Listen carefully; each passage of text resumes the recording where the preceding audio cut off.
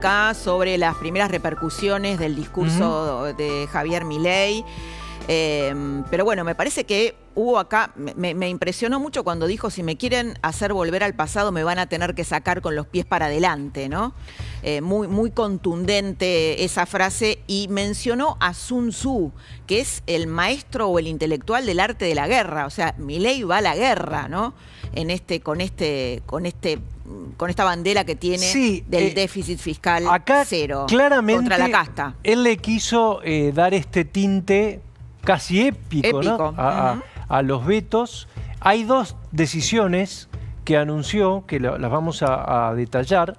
Una es que el lunes el Ministerio de Economía va a emitir una resolución, creo que es una resolución, mediante la cual va a prohibirse a sí mismo, va a prohibirle al Tesoro pedirle plata al Banco Central. Tengo entendido, corríjanme, acá hay un par de colegas también que nos pueden aportar, que pedirle plata al Banco Central, eso es una decisión. Que le impida al Tesoro pedirle plata al Banco Central. Es algo que el gobierno viene haciendo. Claro, esto es lo que pregunto, ¿no viene haciendo esto? No, bueno, lo viene haciendo de este modo.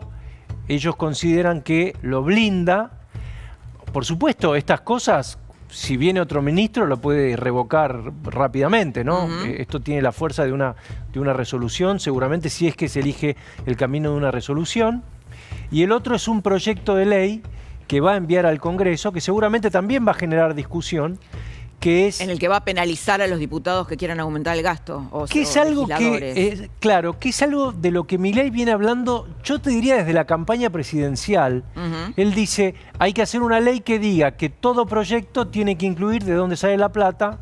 En este caso, sería, para estas tres leyes, sería también una discusión con otra vuelta de tuerca, porque algunos opositores dicen esto en realidad no es un aumento del gasto per se, sino una actualización por inflación, porque no hay presupuesto. Recordemos que la Argentina... Sí, el tema es si se puede penalizar eso, ¿no? Si eso es penalizable, eso también es un debate. Te cuento que ahora en segundos lo tenemos a Martín Redrado. Muy interesante, que claro. Bueno, nunca más oportuna una entrevista con Martín Redrado. Recién me decía Nachito Grimaldi que estaba, bueno, el presidente del Banco Central, Bausili, ahí en la conferencia de prensa, bueno, en realidad en el discurso de Milei, y si eso no, ya está entrando Martín Redrado. Por acá, Martín. Y si eso, bueno, no violaba la autarquía del Banco Central. ¿Es así, Nacho? Claro, sí, porque muchísimas veces se ha hablado de la autarquía del Banco Central, pero no tantas veces se vio en un mismo discurso ya con tinte institucional al presidente del Banco Central junto al presidente de la Nación.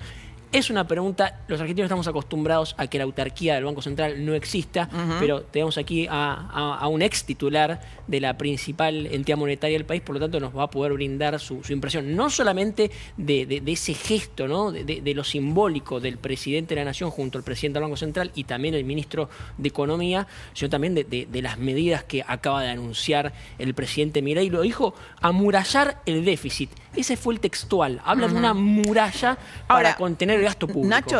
Nacho y Pancho, yo creo que más allá de las cuestiones técnicas, que por ahí mucha gente no tiene por qué estar imbuida en el tema, creo que, a ver, el corazón, no sé si compartís, Pancho, es, bueno, nosotros somos el cambio, por eso digo que el corazón de su discurso es: nosotros venimos a cambiar una Argentina decadente frente a a la casta, que en realidad no tiene problemas porque se aumentan sus dietas, entonces no padecen la inflación. Él habló de la inflación o de un aumento del gasto público sin un crecimiento genuino de la Argentina, como un genocidio. Usó la palabra genocidio a los niños y a los más vulnerables, que son los que lo pagan, porque la casta no lo paga.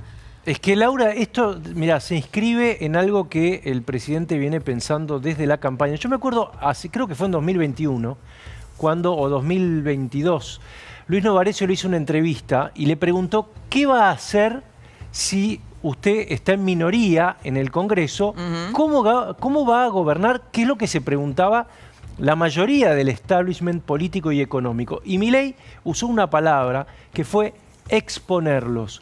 Cuando no tenga los instrumentos que el Poder Ejecutivo considere necesarios y vea que me bloquean la gestión, yo los voy a exponer. Me da la sensación de que toda esta puesta en escena tiene que ver con esto. Obviamente, independientemente de si los instrumentos jurídicos prosperan o no. O si son correctos o no. Recién Gasu me decía, bueno, pero esto choca, no podés denunciar o no podés penalizar al Congreso porque te pone una ley que aumenta el gasto público. ¿Tenías algo, Gasu, que te veo mirando el celular? Noches. No, buenas noches, Gasu. Una sola corrección. A ver. No lo digo yo, lo dicen los abogados constitucionalistas sí, me imagino que le consultábamos. ¿Qué es lo que dicen? A ver. Es muy difícil y es inviable que el Poder Ejecutivo intente legislar lo que va a hacer el Congreso de la Nación.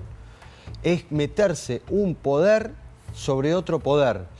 Más allá de que es difícil que alguien apruebe semejante cosa, ¿no? En un país... Pero ¿de dónde tendría que salir una ley? Supongamos una ley que legisle sobre leyes sería. Este es el planteo que estás haciendo. Claro, es lo que dicen los abogados constitucionalistas. Es inviable y rompe el sistema democrático actual en el sentido de rompe la división de poderes y el Poder Ejecutivo le dice al Poder Legislativo qué leyes tiene que aprobar y qué leyes no tiene que aprobar a través de una ley. Bueno, pero en este caso lo que Milei dijo, ahora se lo vamos a preguntar a Redrado, es que va a penalizar a lo que él llama los degenerados fiscales, ¿no? En el sentido de que va a penalizar a los que quieran aumentar el gasto público sin decir de dónde van a sacar ese dinero, no cualquier ley. Bueno, ahí está el tema, pero imagínate, ponele otro nombre o cualquier nombre que quieras. Imagínate si Cristina Fernández de Kirchner o Alberto Fernández te decía, che, yo voy a penalizar al que quiere aumentarme el presupuesto o que quiere hacer algo que a mí no me gusta. Sí, o endeudarte, por ejemplo. Totalmente. En su momento había también alguna iniciativa por el estilo. Lo que pasa es que yo creo que realmente Milei, por lo menos hoy por hoy, ¿no? Tiene una narrativa en donde lo que está diciendo es lo que mucha gente percibe, que es que los políticos de siempre le han arruinado la vida, que han querido salir de una inflación que les comió la vida y que el camino y que por eso ganó Milei, ¿no? Y no subestimes, en este caso, la discusión política que plantea, porque en realidad no sé bien quién redactó esto y si es viable o no. Ahora, la discusión política va a estar, seguramente va a ser fuerte, lo pone a Milei como dueño de esa iniciativa y claro, mientras se discuten los vetos, la viabilidad o que prosperen o no estos tres vetos que en realidad desencadenan esta tensión, ¿no? Entonces es como que él aporta, viene una discusión donde estaba acorralado el gobierno políticamente, parlamentariamente. Y además, Pancho, la oposición le había tomado la agenda, la oposición le tomó la agenda. Bueno, por eso, y él entonces, la retomó. La pregunta que yo me hago es, ¿esto es una iniciativa 100% política? ¿En realidad legislativamente puede prosperar, jurídicamente? Bueno, eso, como decía Luis recién, hay que, la verdad que me excede el tema, ¿no? Para mí es una iniciativa 100% política, más allá de la viabilidad o no viabilidad, es lo que vos dijiste recién. Cada vez que quieran arruinarme el programa económico, yo voy a exponer a la casta, porque además se encargó de decir la casta no sufre las consecuencias del desquicio que provoca. Claro, eso es una cosa, exponerla es una. Ahora, vos tener una ley que castiga penalmente a alguien que vota algo que no te gusta es, como dicen, esto no lo digo yo, lo dicen los abogados constitucionalistas que los consultábamos, es inviable. Bueno, pero primero también va a haber que esperar leer ese proyecto de ley, que es lo que eventualmente el Poder Ejecutivo presente en el Poder Legislativo, porque también el presidente dijo, a propósito de la iniciativa de este proyecto de ley, es la segunda parte de si se envía una propuesta para aumentar el gasto en determinada partida, bueno, eso tiene que venir acompañado por la fuente de financiamiento. Bien, Nacho, ya tenemos algunas repercusiones del discurso de Milei, tenemos una de Sturzenegger, ya te liberamos, Pancho, porque pobre Pancho está desde las 8 de la mañana. Bueno, es así. Es un día especial. Federico Sturzenegger, el ministro de Desregulación, extraordinario discurso del presidente, dos meses antes de una elección, se planta firme en la realidad, rechazando el realismo mágico con el que pretende engañarnos la política. Muy bien, Pancho... Ves que la discusión va a ser esta, ¿eh? Sí, sí, claro, tal cual. Bueno, campaña. es que está planteando un poco kirchnerismo libertad, ¿no? Una cosa así, ¿no? La coalición del déficit. Por eso vuelvo a lo que yo hace un ratito planteaba, bueno... Tenemos tenemos a Adorni. Equilibrio fiscal no se negocia, fin. El sello de Adorni. Bueno, no es inocente que el gobierno inaugure oficialmente la campaña. Recordemos, anoche se cerraron las alianzas, el plazo para las alianzas, inaugure la campaña electoral con este tipo de medidas y puestas en escena, que además termina con una cita de von Mises, ¿no? Economista de la escuela austríaca. Muy bien, Pancho, muchísimas gracias. Gran programa. Descanso merecido, pero Muchas te quedas gracias. escuchando la entrevista Pero por de supuesto. Martín Redrado. Exactamente. Imperdible esta noche. No sé si hay una mejor persona elegida como invitado para este contexto. Sí.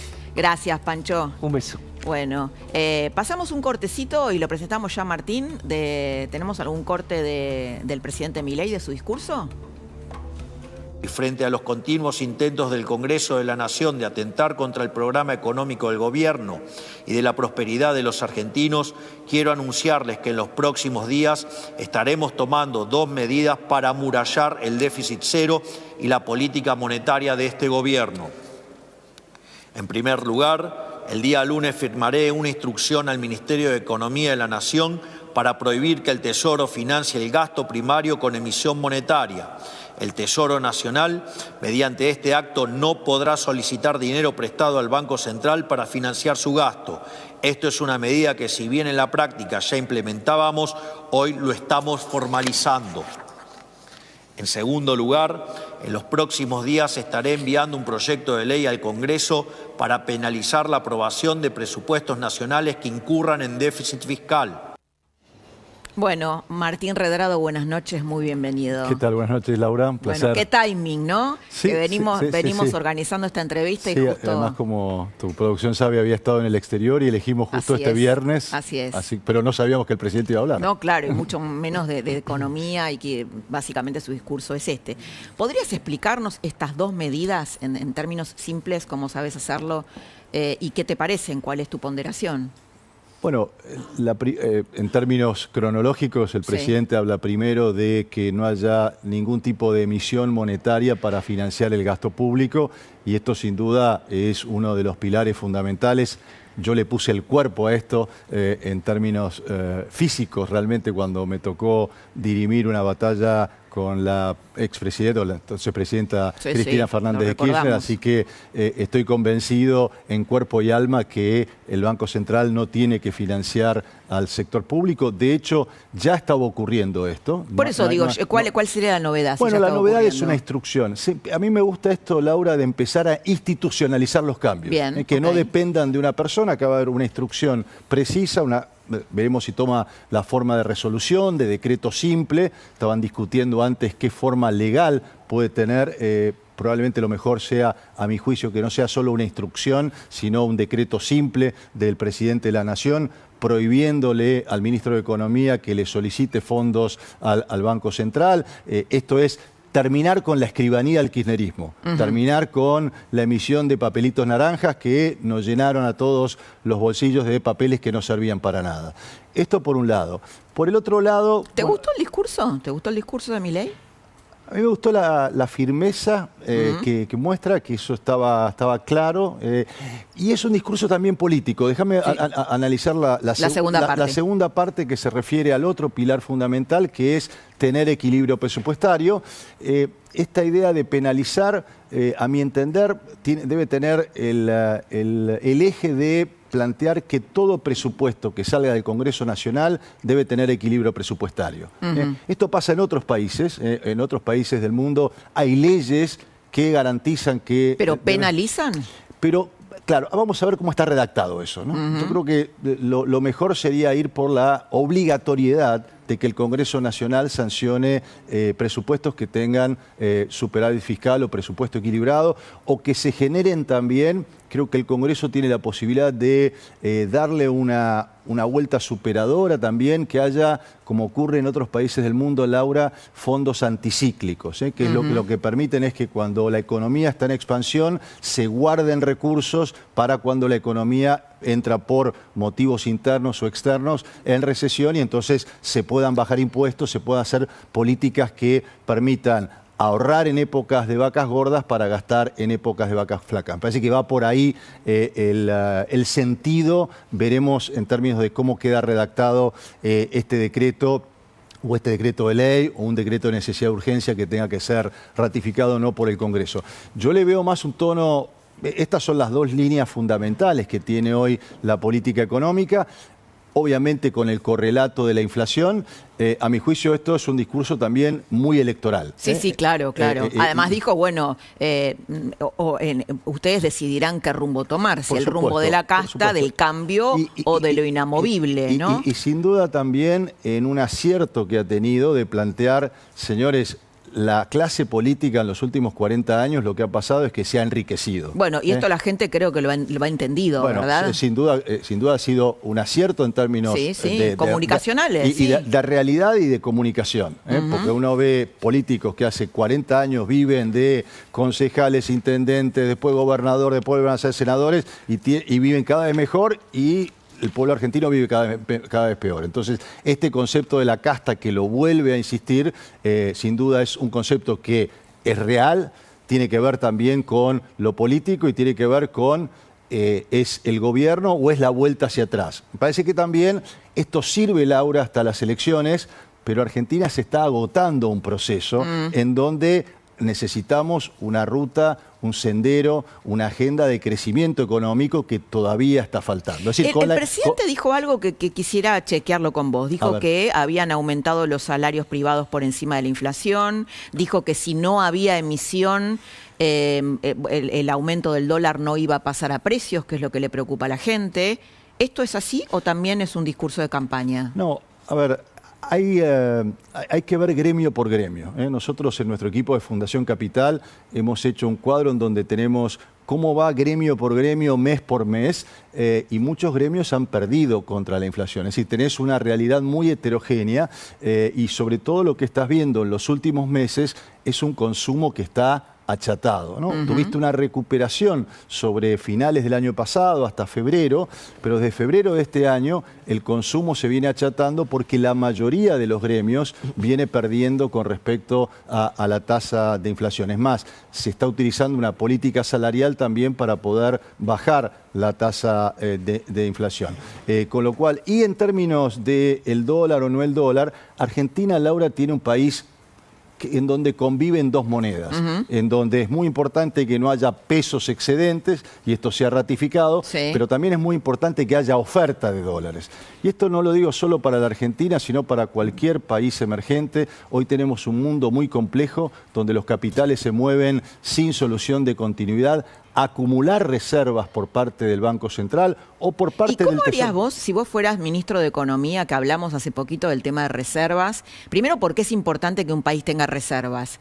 Y segundo, ¿qué harías vos para acumularlas en este contexto donde la Argentina no tiene acceso al mercado de capitales, ¿no? Bueno, se perdió, Laura, una oportunidad por una decisión de política económica. El segundo trimestre, abril, mayo y junio, el campo liquidó 10.850 millones de dólares en esos 3 meses, y el Ministerio de Economía, el equipo económico, quiso que el dólar se fuera a 1.000, que el dólar bajara todavía aún más de lo que estaba en el mes de abril, con el propósito de impulsar aún más la baja de la tasa de inflación. Ese es un instrumento, a mi juicio, artificial para poder bajar la tasa de inflación, presionar con los precios de los productos importados, de los insumos importados, presionar a la baja. O sea, ahí fue una decisión de política económica. No se aprovechó cuando había exceso de dólares para poder acumular reservas, y esos son los problemas que tuviste y los hemos visto en los últimos 30 días. Además, también en los últimos 30 días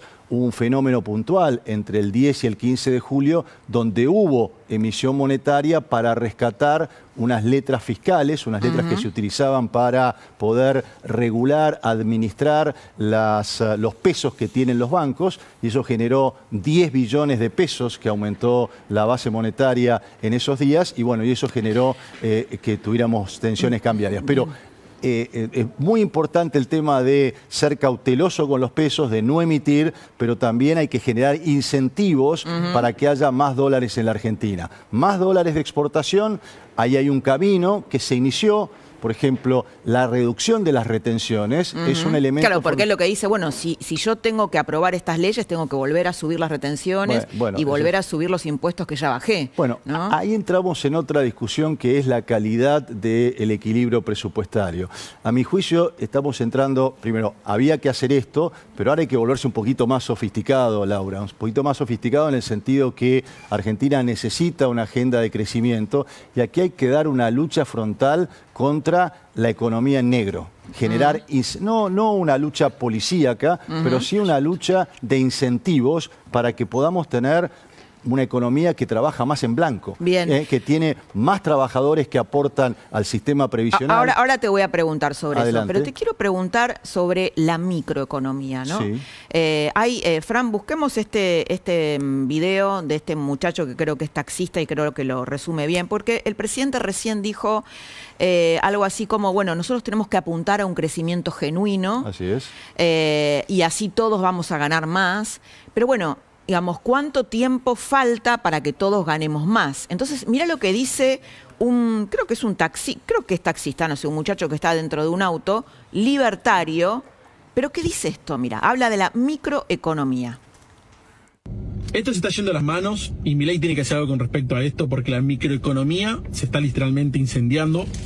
Yo no soy kirchnerista, soy libertario entre comillas, pero obviamente no puedo ser un cabeza de termo como hay muchos que dicen no, este es el mejor gobierno de la historia, etcétera, etcétera. 245.000 pesos, medio changuito, para una persona sola, en este caso para mí solo. Y yo me quiero poner en situación de las personas que tal vez ganan 1 millón de pesos, o una familia que gana un poco más. O sea, no pueden pagar el supermercado. ¿Qué le decimos a esta gente? Bueno, le decimos que tiene razón y le decimos justamente lo que planteamos hace un instante, Laura. Es muy importante derrotar la inflación, es muy importante tener equilibrio presupuestario, es muy importante no emitir para financiar al sector público. Ahora estas son condiciones necesarias, pero no suficiente para plantear una agenda de crecimiento. Para tener una agenda de crecimiento tienen que crecer 3 variables en forma simultánea y convergente. El consumo, que no está creciendo en los últimos meses porque el salario no le gana a la inflación. La inversión para que haya más capacidad productiva y las exportaciones para que haya más dólares genuinos. Hasta que no tengamos eso, bueno, esa es la discusión que a mi juicio también hay que plantearla en términos superadores. Porque ¿podría hacer algo el gobierno para activar el consumo? Sí, por ejemplo, sin ser inflacionario, hay que trabajar sobre los impuestos al trabajo. Vos, cualquiera que los que nos está mirando sabe que por cada trabajador un empleador paga el 28% de impuestos de aportes patronales y un 18% lo paga el empleado. Bueno, si nosotros generáramos una reducción de aportes patronales, por ejemplo, que el empleado en lugar de aportar un 18%, aporte un 9%, es decir, la mitad, y eso genere un mayor ingreso para los trabajadores, eso no es emisión monetaria, eso es devolverle impuestos. Pero eso es una ley, digamos. No, la reducción de impuestos lo puede hacer el Poder Ejecutivo, aumentar impuestos, generar nuevos impuestos, hacer una revolución impositiva, como estamos proponiendo también nosotros en el último libro Argentina Federal. Sin duda tiene que ir por ley, pero como lo hizo con retenciones, puede reducir impuestos sin tener que pasar. ¿Y por qué no lo haría? ¿Por qué no lo hace? Bueno, eso hay que preguntárselo. En todo caso, hay que preguntárselo al gobierno. Yo creo que lo va a necesitar a partir de octubre, porque, como digo, con la inflación aparentemente alcanza para ganar una elección, y esto es muy importante, digamos, destruir un impuesto que ha generado cada vez más pobres, sin duda es un efecto positivo. Además que la oposición no tiene nada para ofrecer, ahora esto solo no alcanza del 25 al 27. Muy bien, la última, Martín. Estuviste en el exterior. ¿Quién es Milei afuera? ¿Cómo se lo ve? Bueno, el presidente genera mucho interés y mucha curiosidad en términos de cuál va a ser su agenda, y sobre todo porque es una figura, como en el resto del mundo, en donde hay una gran desconfianza de las poblaciones en todo el mundo por la política. La política se mira al ombligo y se buscan figuras que estén outsiders. Fuera de la política, que tengan los pies sobre la tierra, que vengan a solucionar problemas concretos con mucha practicidad.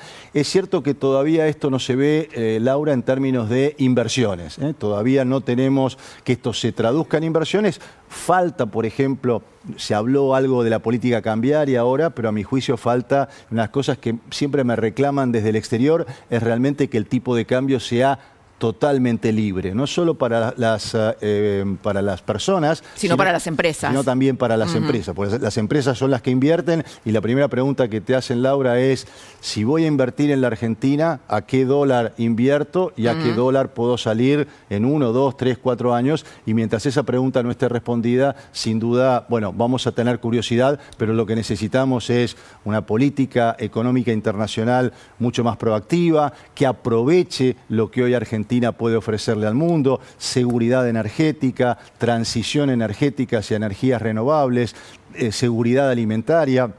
El mundo está requiriendo más y mejor inteligencia artificial, más centros de producción de datos, y eso, Laura, necesita mucha energía que a Argentina le sobra. Bueno, deberíamos tener una política económica internacional que nos pueda integrar con esos centros productivos que están demandando esa energía y esos alimentos. Nachito Grimaldi preparó un informe. ¿Lo vas a hacer ahí, Nachito? Sí. Bueno, ok. Me gustaría que te pares, pero bueno, dale, hacelo desde ahí. Estuvimos leyendo el Staff Report del Fondo Monetario Internacional. En una de las últimas páginas de ese documento de más de 100 páginas está el calendario de reformas acordado entre el gobierno y el Fondo Monetario. Allí volcamos algunas de las más importantes y próximas. Por ejemplo, en septiembre de este año el gobierno debería presentar el presupuesto 2026, muy en línea con lo que dijo el presidente Milei a propósito de cuidar el gasto público, amurallar el déficit cero. El Fondo Monetario le pidió rigidez para tener superávit, tanto como este año. En noviembre el gobierno también debería presentar una hoja de ruta sobre las privatizaciones. Esto es lo que le pide el fondo a Milei, o al gobierno argentino, mejor dicho. Y lo acordado, en realidad. Porque, lo acordado. Forma parte del programa que elaboraron las autoridades del gobierno con las autoridades del fondo. En diciembre de este año, a fin de año, el gobierno tiene que presentar la reforma impositiva. Y esto en gran parte va a marcar la vida de los argentinos, y uno de los debates más importantes del año que viene, con el nuevo Congreso que vamos a conocer después de las elecciones de este año. Y ahí, atención, agregamos un ítem más, en diciembre del año que viene, el proyecto o una propuesta previsional. Los jubilados, nuevamente. Aumentar la edad de la jubilación, ¿no? Entiendo. Habla de la sustentabilidad del sistema jubilatorio, y también el documento del fondo lo relaciona con los aportes patronales, todas las cargas impositivas vinculadas con la generación de trabajo. Muy bien. Martín, ¿una reflexión sobre esto? Bueno, sin duda esperamos una verdadera revolución impositiva. Argentina necesita, para darle manija la producción, para que haya más inversión, poder bajar impuestos distorsivos. Por ejemplo, tenemos que plantear un esquema de no solo haber bajado las retenciones, sino un cronograma para la eliminación de las retenciones al campo, para que podamos pasar de 110 millones de toneladas de producción a 150 millones como tiene capacidad de producción el campo. El otro impuesto distorsivo es el impuesto al débito y crédito bancario, es otro impuesto que debe desaparecer, y el otro impuesto que tiene que ver con las provincias es el impuesto a los ingresos brutos. Si encaramos, y por supuesto, como se dijo recién, aportes patronales, tenemos que bajar aportes patronales para que haya más trabajadores en blanco. Entonces podemos tener más trabajadores que hacen más aportes. Argentina no puede vivir con 50% de trabajadores que estén negro, obvio. Bueno, pero para informal. eso se necesita la política y para eso Milei necesita ganar las elecciones, porque si no, no. Y necesita dar la discusión en el Congreso, sí. Aún en el mejor escenario, Laura. Ustedes llevan mucho mejor que yo los números de la política, sí. pero todo indica que no. Ahora, mira, lo tenemos a Carlos Rucauf, que nos trajo un proyecto, un análisis de cuántos senadores podría aumentar la Libertad Avanza en el contexto actual, quién gana las elecciones. Bueno, es un gran analista, Carlos. Y ha sido un gran canciller, además. Bueno, Martín, muchísimas gracias y te preguntaría 1000 cosas, pero bueno, tenemos que seguir adelante y gracias por estar esta noche tan especial con esta cadena nacional de Milei, que da pocas cadenas, que fue corta y fue realmente dura, ¿no? Contundente. Corta al hueso, fijó las bases, le dio más institucionalidad al equilibrio fiscal y monetario. Como digo, también es una condición necesaria, pero no suficiente. Los argentinos estamos para más, sobre todo a partir de octubre. Y también fue un discurso netamente político, ¿no? Mostrando que el costado político de Milei. La casta es el pasado y bueno, hay que trabajar por el futuro. Muchas gracias. A ustedes. Hay canciones y hay himnos en La Nación 104.9 más música. Suenan lo que te marcaron. Poné FM 104.9, la puedes escuchar online o desde la app, te bajás la app de La Nación y ahí la escuchás. Vamos y volvemos con una mesa de lujo. Lo tenemos a Carlos Rucauf y al encuestador Pablo Canopov, que nos trajo encuestas sobre las próximas elecciones de septiembre y de octubre. ¿Qué puede pasar ahí? Quédate que ya volvemos.